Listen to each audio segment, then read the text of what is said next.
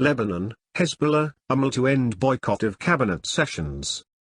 The groups say the decision was driven by a desire to have the 2022 budget approved and discuss an economic recovery plan.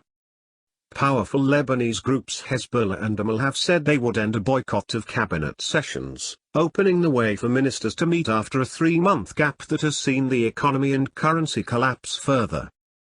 The groups, which back several ministers in a government made up of members from across the political spectrum, said in a statement on Saturday that the decision was driven by a desire to approve the 2022 budget and to discuss an economic recovery.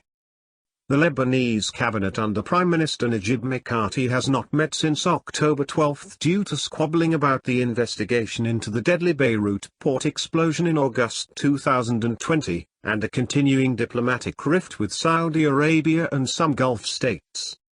As a result, the government has been unable to take swift action to address the country's dire economic crisis.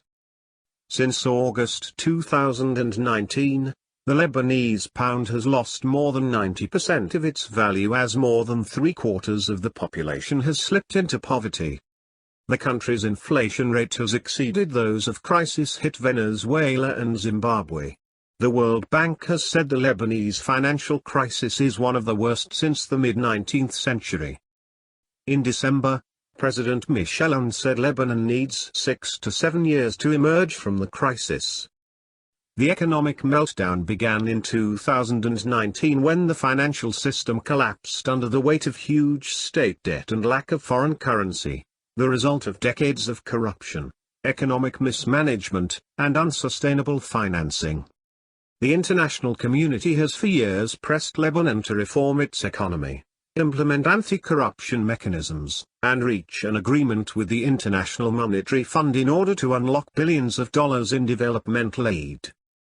Beirut is also struggling to resolve a diplomatic row with Saudi Arabia, Bahrain, the United Arab Emirates and Kuwait, which have been critical of Hezbollah for its role in Yemen and other regional conflicts.